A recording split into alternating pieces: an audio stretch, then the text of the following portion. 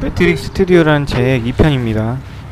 두 번째 장에서는 이제 시장 관찰이라는 그런 내용이 있는데, 첫 번째로는 이제 당신은 이제 공익 투자자인가 이런 걸 따지는 게 있습니다. 본인은 손실은 나는데 국가와 금융사에서는 세금과 수수료를 이제 선물해 주는 거죠. 투자자들이 그런 공익적인 목적의 투자자를 일컫는데요. 약 98% 정도의 투자자가 거의 비자발적으로 공익 투자자가 될 수밖에 없다고 합니다. 이제 포커판에서는 이제 누가 호구인지 알지 못하면은 내가 호구이기 때문에 그 자리를 벗어나라, 그런 말이 있는데, 주식판에서도 똑같이 누가 나에게 수익을 주는 호구인지 모른다면은 내가 호구이기 때문에 하루빨리 그만두는 게 낫다. 그리고 이제 또 재밌는 얘기가 있는데요. 인기주와 비인기 주식 어떻게 움직일까, 이런 통계가 또 있어요. 통계를 내보면은 인기주보다는 비인기 있는 주식들이 상승 확률이 더 높았고 하락 확률은 더 낮았다고 합니다. 뭐 단타성이나 이런 스캘핑 같은 경우는 해당 안 되겠지만, 좀 중기 이상으로 가져가는 종목들을 보면은 이제 비인기 주식이 훨씬 더 상승 확률이 높다, 이런 내용을 이제 다루고 있는 거죠.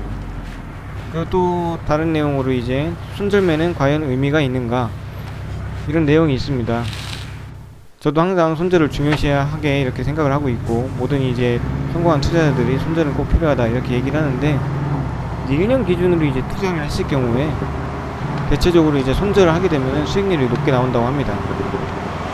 마이너스 15%에서 손절하는 경우가 평균 수익률이 33% 정도로 가장 높았고, 손절을 아예 안 했을 경우는 한 31% 정도.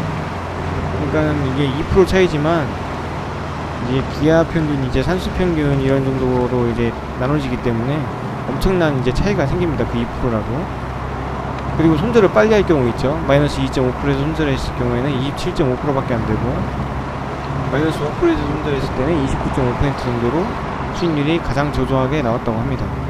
이건 이제 1년 정도 다니고요. 이제 트레이딩이 이제 단기성으로 바뀔 때는 이제 빠른 손절이 더 확률이 높을 수도 있겠죠. 그리고 소형주가 대체로 수익률이 높다. 보통 사람들은 이제 소형주가 대체로 수익률이 높다고 생각을 하죠. 통계를 내봤을 때 이것은 맞는 얘기로 나왔습니다. 시가총액이 이제 평균 100억 정도 극소형주가 수익률이 한 28% 정도 나오고, 166억 시가총액은 14% 정도, 280억은 7%, 많이 줄어들죠. 시가총액이 오를수록. 그리고 300억부터 2,400억 사이의 주식들은 대체적으로 손실이 발생했다고 합니다. 1년 동안. 그리고 3조 이상의 대형주들 오히려 7% 수익률을 달성했다고 해요. 그러니까 우리나라는 약간 양극화가 되어 있는 거죠. 극소형주 아니면은 대형주를 하라, 이런 약간 양극적인 투자 방법이 통하는 것 같습니다. 그리고 유동성이 주식에 어떻게 영향을 미치느냐. 이 유동성이라는 건 움직임이 엄청 큰 거죠. 이제 거래량이 많고, 그런 걸 따졌을 때 유동성이 가장 큰 상위 10% 종목으로 이렇게 짜여졌을 때, 한 20개에서 한 40개 정도의 종목의 포트폴리오를 이렇게 짰을 때 28% 수익률을 기록했다고 합니다. 그리고 유동성 상위 80% 내에서 짜게 되면은 67% 수익률을 기록했다고 해요. 그럼 결국에는 유동성이 커도 별로 소용이 없고 수익률은 오히려 더 낮더라, 이제 이런 얘기가 되는 것이죠. 그리고 강한 주식은 계속 강한가? 우리나라는 이제 오르는 주식이 더 오르고 내리는 주식은 더 내린다, 뭐 이런 얘기가 있잖아요, 주식시장에. 이제 미국 시장의 경우에는 강했던 주식이 오히려 더 상승하는 그런 역할을 했어요. 근데 우리나라에서는 강한 주식과 아주 약한 주식이 수익률이 가장 저조하게 나왔습니다. 그러니까 우리나라 주식시장에서는 이제 적당히 상승하는 그런 종목 위주로 매수를 하는 게 수익률 측면에서 제일 좋더라, 이런 내용이 있는 거죠. 참 이상하죠. 이상하게 우리나라는 미국과 약간 다른 것 같습니다. 투자 그런 마인드라는 게.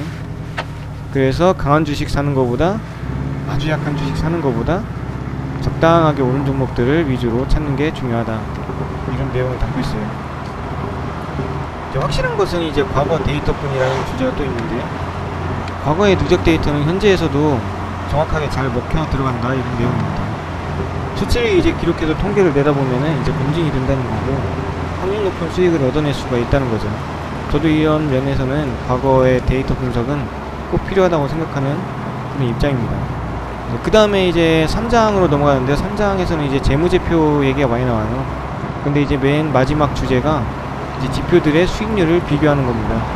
이 부분을 따로 제가 이제 종합적으로 이제 이렇게 평가를 내렸는데요. 자, 미국 시장의 경우에는 가치 투자를 하면은 거의 다 조금이라도 상승을 하는 반면에 우리나라는 양극화가 너무 심하게 발생이 된다는 점입니다. 그 각 지표별로 이제 상위 10%와 하위 10% 종목을 골랐을 때 PCR이라는 게 있어요. 현금 흐름을 나타내는 PCR인데 그 PCR이 2 미만인 종목과 8 미만인 종목, 그러니까 전체적으로는 8 미만인 종목으로 짜여진 그 포트폴리오에서 가장 높은 수익률과 가장 낮은 손실률을 기록했다. 결국에는 이제 가치 투자를 할 때 가장 중요시 봐야 할 지표는 영업이익이 아니고 현금 흐름이다. 우리나라의 기준입니다. 우리나라의 기준 영업이익이 가장 중요하다고 이렇게 생각을 많이 하셨을 텐데 실제적으로는 현금 흐름을 나타내는 PCR 지표가 가장 중요하더라, 이렇게 얘기를 해주고 있어요. 가치 투자를 하시는 분들은 이걸 지금 중요시 이렇게 보시면 좋을 것 같고, 트레이딩이 아닌 이제 중장기 투자, 저평가주 이런 거를 이제 주식으로 사실 분들은 이 PCR 지표를 잘 지켜보시면은 아주 도움이 될 거라고 이렇게 생각됩니다. 그 다음 편은 이제 4장이고요.